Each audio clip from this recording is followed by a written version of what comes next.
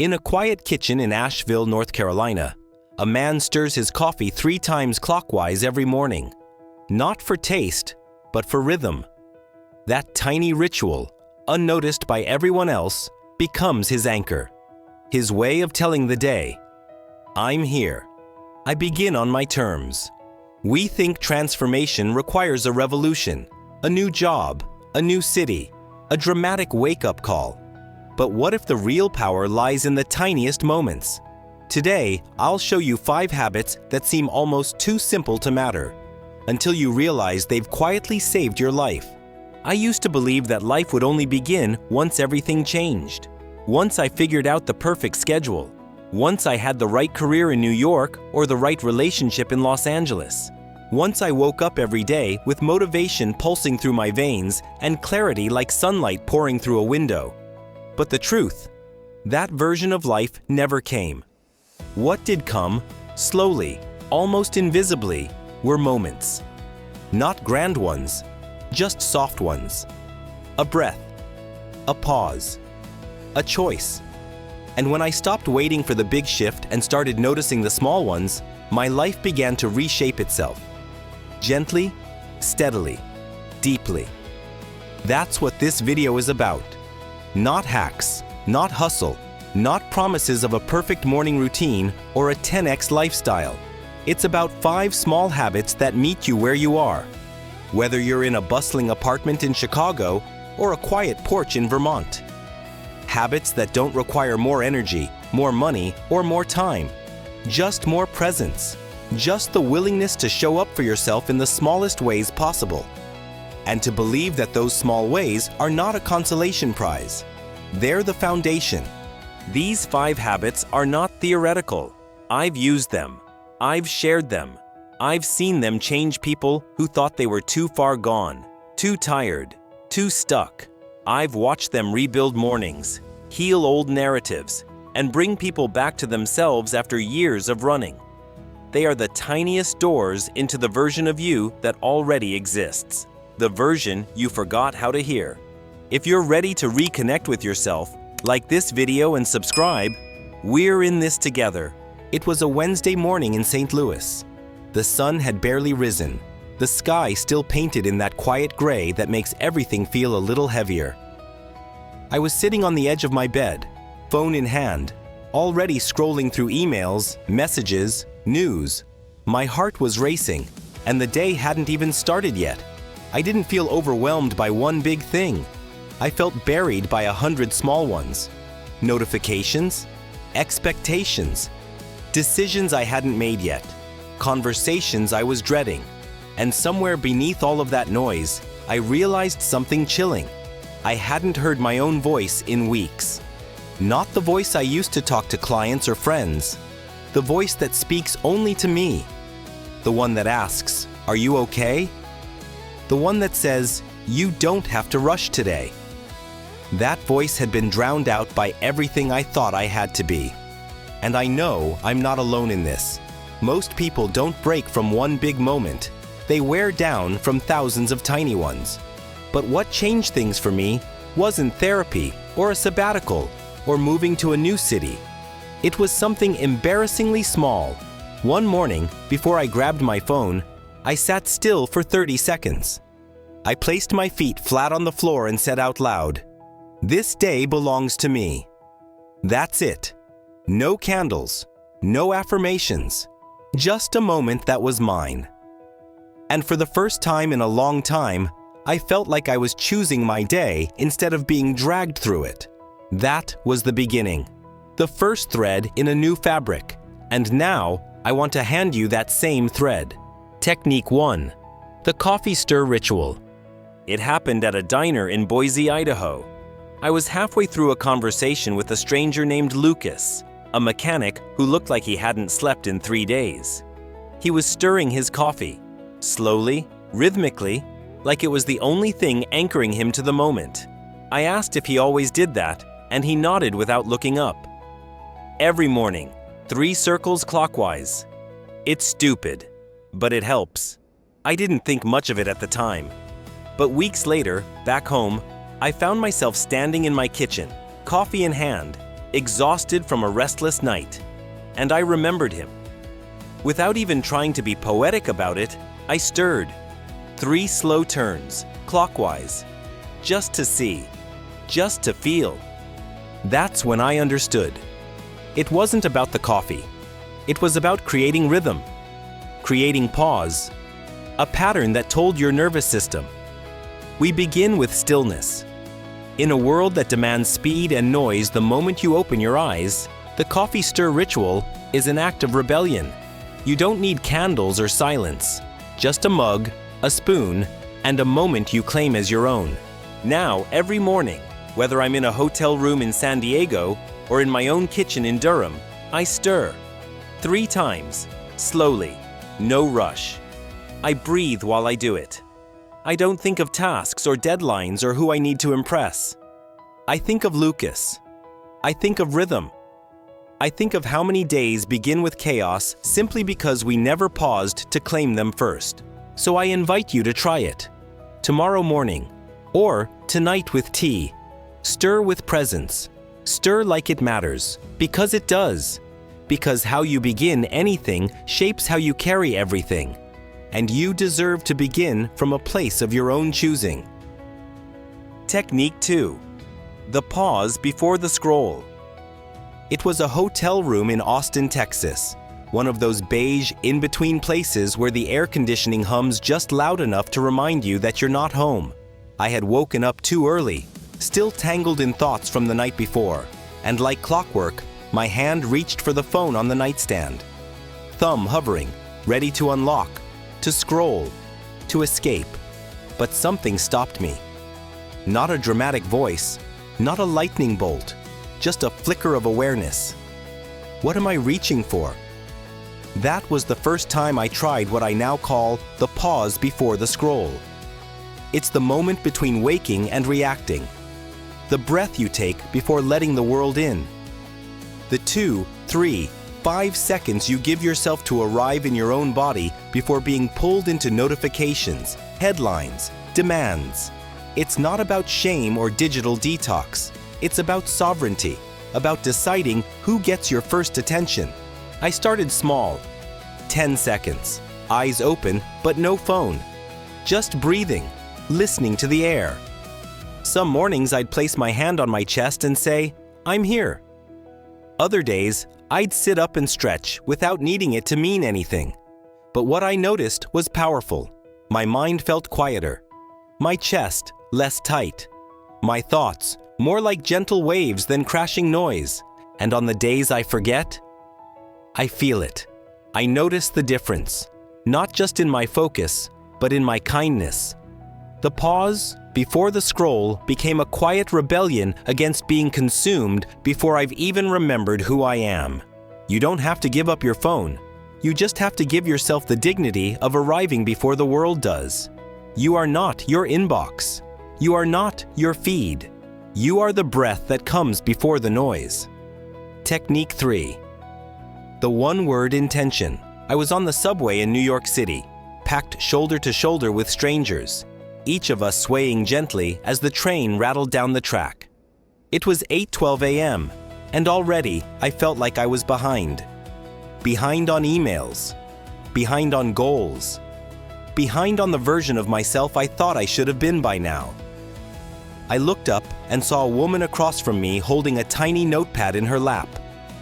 She'd written one word across the top in bold black ink, steady. She kept glancing at it like it was a compass, and something about it stopped me cold. That's where the idea for the one-word intention was born. One word, not a list, not a resolution, just a single word to hold in your hands, your pocket, your breath. A word that isn't a demand, but a direction. That morning, I chose gentle. I whispered it under my breath like a secret. And for the rest of the day, every time I felt the rush, the self-pressure, the tightening in my chest, I returned to that word. Gentle. In the way I spoke. In the way I walked.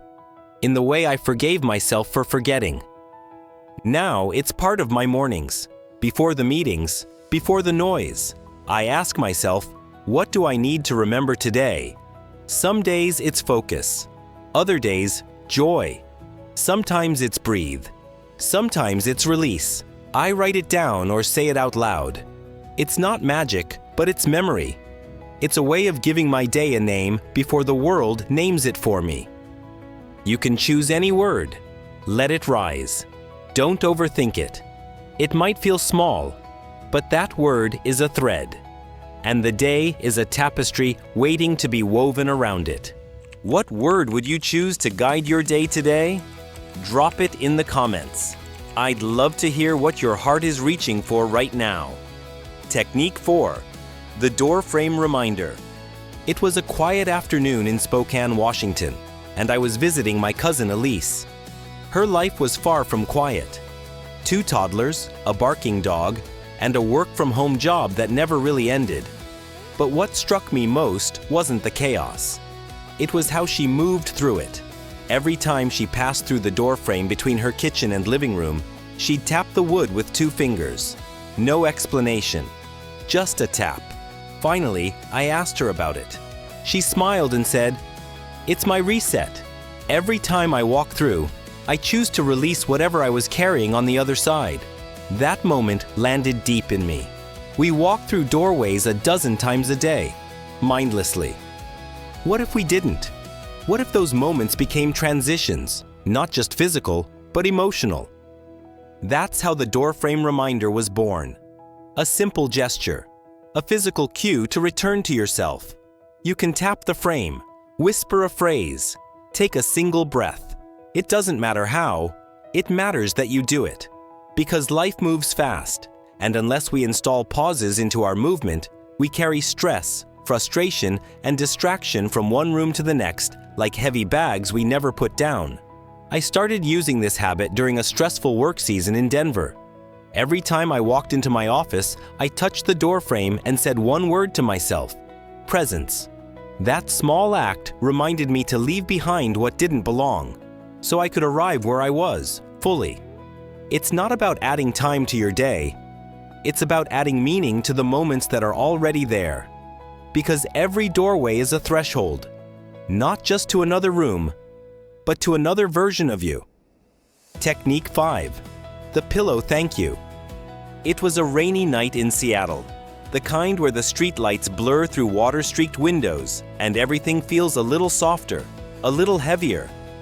I was staying at a friend's apartment, lying awake on her guest bed, the hum of the city settling like a blanket over the room.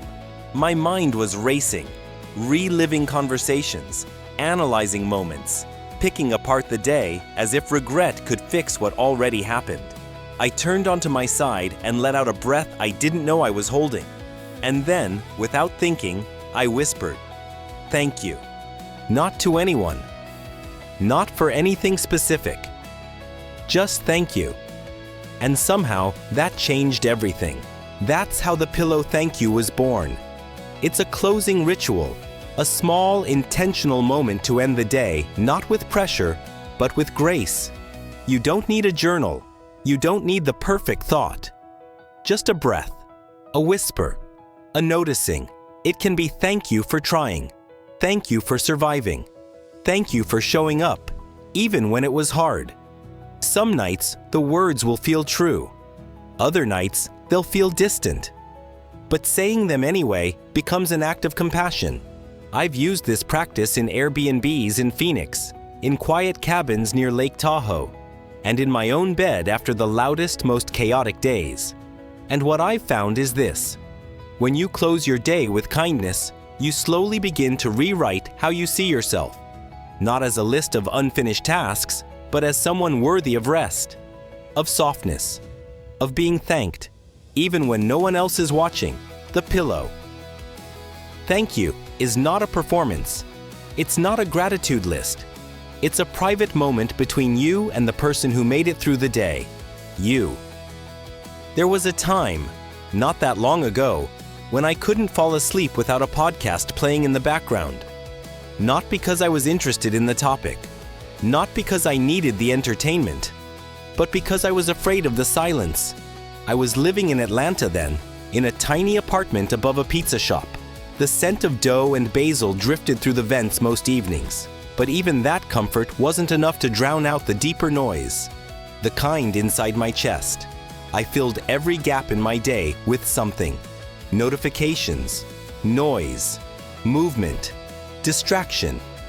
Because if I slowed down, even for a second, the question I'd been avoiding would catch up to me. Who am I really when no one's watching? I remember one night in particular. I had come home from a networking event where I smiled, performed, made people laugh, like I always did. I was good at being fine. I was so good at it that no one, not even me, noticed how far I'd drifted. I kicked off my shoes, tossed my keys onto the table, and collapsed into bed. And I couldn't sleep. The silence pressed in like weight on my chest. So I did what I always did. Reached for my phone, scrolled through meaningless posts, trying to outrun a feeling I didn't have words for.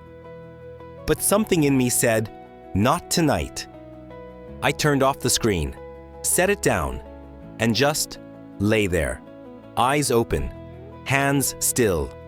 The quiet was deafening, but underneath it there was something else, a flicker, a memory. Me as a kid in Richmond, Virginia, lying in the grass, watching clouds move and naming their shapes. No noise, no pressure, just breath and wonder. And I realized then, I missed that version of me. The one who didn't perform. The one who didn't measure her worth by productivity. The one who paused. That night, I whispered something into the dark I hadn't said in years. I'm still here. It broke me open. I cried. Not a dramatic, cinematic cry, but a quiet, releasing one. The kind that comes when you finally stop running and let the truth catch up to you. I wasn't tired because I had too much to do. I was tired because I had forgotten how to be. Forgotten how to belong to myself. Forgotten how to sit still long enough to hear my own soul whisper back. That was the turning point. Not a grand transformation. Not a magical sunrise, but a moment of decision to begin again, slowly, gently, with habits that didn't ask me to become someone new, but invited me to return to someone I already was. I started small, stirred my coffee with intention, paused before I picked up my phone, gave myself a word each morning to guide me, tapped the door frame and let go of whatever I didn't want to carry into the next room. Thanked myself at the end of the day, even when I didn't feel I deserved it, especially when I didn't feel I deserved it. And piece by piece, I began to reintroduce myself to my own life. The shift didn't happen all at once. It wasn't some glowing moment where everything clicked and I became a new person overnight. It was slower than that, quieter, like fog lifting in pieces, revealing the same landscape. But now I could finally see it clearly. These small habits, almost laughable in their simplicity, had begun stitching something back together in me. Not perfection, not some high-achieving ideal, but connection. A steady, sacred connection to myself. It began with presence, real presence, not the kind you post online, but the kind that makes you feel like you're inside your body again. When I stirred my coffee with intention, I noticed the sound of the spoon against the mug. I noticed the way my breath changed. I wasn't rushing toward my day. I was arriving in it. That presence started spilling over, into conversations, into decision-making, into how I talked to myself when I was running late or made a mistake. I no longer defaulted to shame or speed. I began to respond instead of react. Then came the boundaries, not the kind that are drawn in red and announced loudly, but the ones you create with a single breath. That 10-second pause before I scrolled, before I snapped, before I spiraled, it gave me space. And in that space, I rediscovered my ability to choose. Not just my next move, but my next feeling. I realized I didn't have to carry every story, every urgency, every voice that wasn't mine. I could pause. I could listen inward. And that one word a day? It became my compass. There were mornings where I chose grace, and suddenly my expectations softened. Days when focus helped me return, again and again, to the task in front of me. Other days, it was enough. And those were the days that healed something deep, because for once, I wasn't asking myself to be more.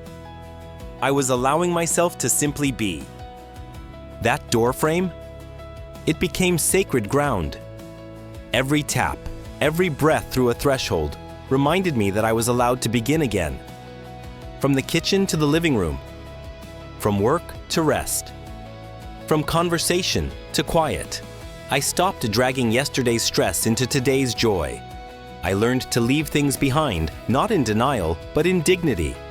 It's a gesture that says, I don't have to carry what no longer fits.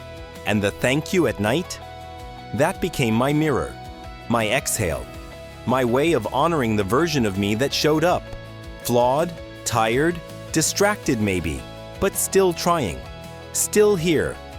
I no longer needed someone else to validate my effort. I did that. I became the voice I had waited so long to hear. And now, I want you to picture your own version of this shift. Picture waking up tomorrow and giving yourself 30 seconds before the scroll.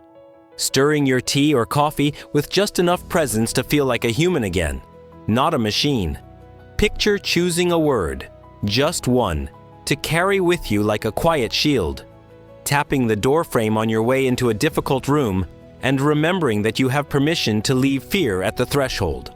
Lying in bed, hand on your heart, and whispering thank you, not because the day was perfect, but because you made it through. This is not about becoming someone else. This is about becoming the version of you who remembers how to move slowly when everything says rush, who remembers how to choose softness in a world that rewards sharpness, who remembers that change doesn't scream, it whispers, and you've always been able to hear it. You just needed a little more quiet to recognize its voice. So here's what I know. You are not too broken, you are not too late, and you are not too small to matter. You are the author of your day, the curator of your rhythm, the protector of your own peace. These 5 habits aren't rules. They are invitations, gentle ones. No urgency, just options, just grace. What if your transformation doesn't come through a dramatic breakthrough, but through choosing yourself again and again in the smallest possible ways? Say, continue to part 14, and we'll return to where it all began. Full circle. Let's go back to that quiet kitchen in Asheville, to the man who stirred his coffee 3 times clockwise, not for taste, not for routine, but for rhythm, for grounding, for something real in a world that often feels like it's spinning without pause. That image isn't just a poetic metaphor. It's a mirror. Because somewhere in your day, maybe you've already built a moment like that without realizing it. A tiny ritual, a gesture, a pause, a way of saying, I'm still here. We think transformation is loud, that it requires a leap, a crash, a dramatic change of scenery. But more often, it's that quiet choice we make when no one's watching. Stirring your coffee with presence, breathing before unlocking your phone, choosing a word instead of a to-do list, tapping the doorframe and letting go of what you don't want to carry, whispering thank you in the dark after a day that didn't go the way you planned. That's the real revolution. And it doesn't begin someday. It begins the moment you decide that today is worth meeting with kindness. You are not here by accident, not listening to this, not reading these words. Something in you is ready, not for pressure, not for performance, but for permission. Permission to live softer, slower, deeper. Permission to call these little moments sacred, even if no one else sees them. Especially if no one else sees them. What started with a spoon in a coffee mug in North Carolina became a pattern, a rhythm, a pulse. Not a to-do list, but a lifeline. And now, maybe, you've begun to feel that pulse within you too. Maybe, just maybe, this is your beginning. And if it is, Then let this be your reminder. You do not need to rush your healing. You do not need to prove your worth. You do not need to wait for everything to be perfect before you begin again. You are allowed to anchor your day in small things. You are allowed to return to yourself in slow, steady ways. You are allowed to build a beautiful life, not by force, but by presence. So tomorrow morning, when your alarm goes off and your first instinct is to reach for the noise, I hope you remember this. I hope you pause. I hope you stir. I hope you choose your word. Touch the frame. Say thank you. I hope you build your rhythm, not for anyone else to see, but because you've decided you are worth showing up for. And one day, someone may see you from across a subway car or a coffee shop or a doorway and wonder how you move through life the way you do, with presence, with ease, with a quiet kind of power. And maybe then you'll smile and remember, it started with one small habit, one moment of reclaiming your rhythm, just like the man in Asheville. If this touched something in you, like and subscribe. We're building this rhythm together, day by day.